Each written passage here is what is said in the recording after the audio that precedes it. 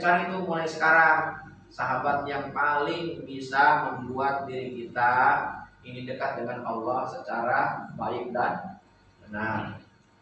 Ya. Kemudian jamaah yang dimuliakan Allah Subhanahu wa taala, selanjutnya kalau kita mau mengikuti pengajian itu, kajiannya itu rujukannya Al-Qur'an ada enggak?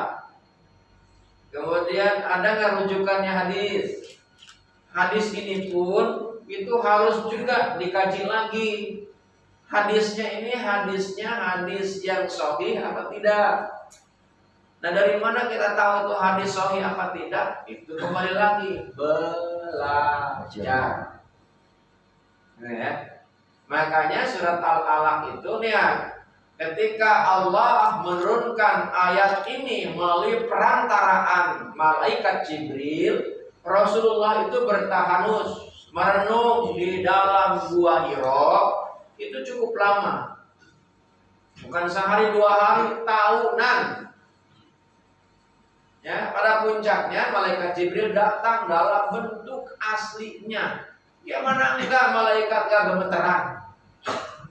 Ya, itu bagaimana Rasulullah enggak gemeteran? Karena dalam kondisi ketakutan ya. Dalam sejarah itu kan Rasulullah langsung lari kan. Akhirnya berselimut, selimut dikejar lagi. Ya ayyuhal mudaththir qum fa'anzir fathiyabaka. Wah, udah tambah gemeteran. Akhirnya mengadukan itu kepada istrinya. Dalam sejarah asbabun nuzulnya begitu.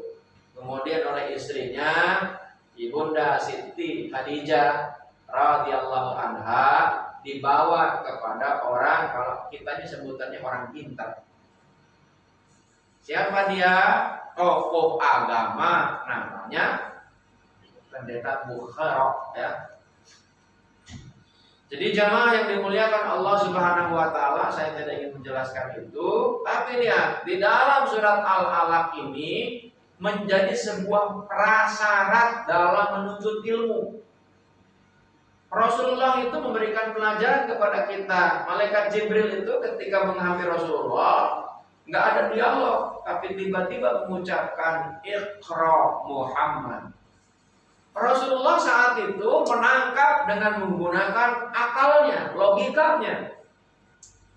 Menurut logikanya Nabi Muhammad Sallallahu Alaihi Wasallam, apa yang saya baca? Saya ini nggak bisa baca. Ma'ana biqori. Nah gitu kan? Pernah dengar nggak cerita ini? Oh iya. Ma'ana biqori, saya nggak bisa baca. Tapi nggak direspon sama malaikat. Malaikat mengulangi lagi. Iqra Muhammad. Dijawab lagi. Ma'ana biqori. Saya nggak bisa baca. Iqra Muhammad ma'ana biqari. Saya nggak bisa baca, gitu kan. Baru yang ketiganya, keempat berarti kan, Iqra bismi rabbikal ladzi khalaq. Khalaqal insana min 'alaq. Iqra wa rabbukal akram. Alladzi 'allama bil qalam. 'Allamal insana ma lam ya'lam. Ayat 1 sampai 5 surat Al-Alaq. Memang gini Pak, kalau melihat tentang redaksi ayat Al-Quran tadi, para ahli mufasir, ahli tafsir itu memberikan penjelasan, dan saya coba memberikan ulasan sedikit sebelum masuk kepada yang inti.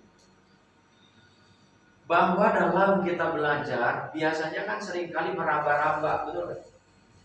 Apa ya maksudnya? Apa? Sudah, Anda belajar saja. Anda nggak usah banyakkan bingung. Anda belajar saja. Makanya gini, strategi atau cara agar kita mendapatkan ilmu yang kemudian kita diberikan oleh Allah pemahaman, sebagaimana yang disampaikan oleh Allah dalam Al-Quran surat Al-Alaq ayat kelima. Bunyinya apa? Allamal insana ma lam ya'lam. Siapa yang ngasih pengetahuan dan pemahaman? Allah. Tapi itu tidak akan diberikan pengetahuan dan pemahaman kalau kita diam. Rasulullah saja seorang nabi dan rasul yang diangkat dan dipilih oleh Allah itu belajar.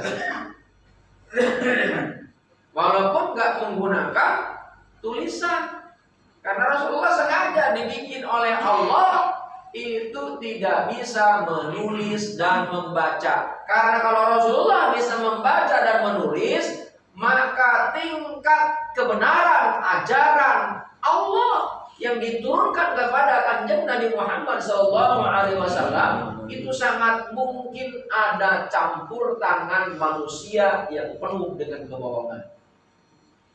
Makanya, Kanjeng Nabi ini tahu segala hal, tapi nggak ada gurunya. Kan logika pasti nanya, betul nggak? Dari mana kok ini? Sekolah kagak, ya kan? Punya guru kagak, ngikutin taklim kagak. Kok dia tiba-tiba tahu ini dan itu? Kalau bukan Allah, siapa lagi? Tapi itu Pak, orang itu apalagi hidup di zamannya. Kalau kita nih hidup di zaman Kanjeng Nabi Muhammad SAW, bisa jadi mungkin kita ini kalau kurang yakin termasuk orang yang menentang Nabi. Kita nih sekarang menjadi pengikut Kanjeng Nabi Muhammad SAW itu karena sudah banyak ceramah di mana-mana. Belajar kita. Makanya Rasulullah SAW ini, Pak, itu yang disampaikan bukan lebih banyak dengan menggunakan lisan, tapi pendekatannya lebih banyak dengan pendekatan perilaku. Pendekatan perilaku. Pendekatan perilaku itu namanya dalam bahasa agama Islam sebutannya akhlak.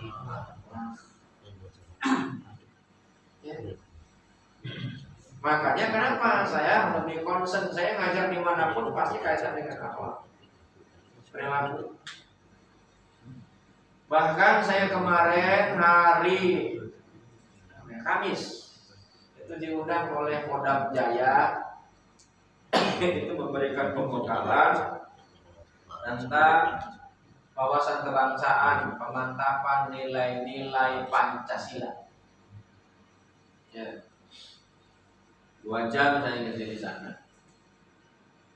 Dan biasanya saya ngajar juga di Lemhanas, Lembaga Pertahanan Nasional. Lembaga-lembaga itu banyak, ada Departemen Agama, ada Departemen Perhubungan, saya mengisi juga BUMN.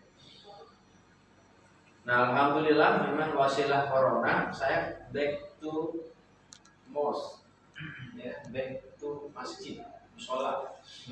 Karena memang saya awalnya juga berangkat dari masjid dan musola, bukan saya tinggalkan, enggak saya tinggalkan. Ada yang memang terkonsumsi, cuma memang yang rutin itu saya lepaskan ketika sebelum corona, karena lebih banyak mengisi program kajian SDM, pelatihan bentuknya ada 3 hari, ada sebulan, ada 3 bulan, setahun. Oke, kurang kencang. Ini harus kurang kencang ya. Berarti enggak namanya. Udah kedengeran, Bu? Ada ya, alhamdulillah. Nah, sebetulnya jamaah yang dimuliakan Allah Subhanahu wa taala, saya selain ngisi kajian di sini, minggu pertama Ahad itu ada di Masjid Al-Murtadha. Ya, yang di Jalan Angka. Minggu kedua itu hari Minggu itu ada di Nurul Rahman. Ya, yang dekat pom bensin itu. Minggu ketiga sebetulnya tadi saya canangkan untuk Masjid At-Taqwa.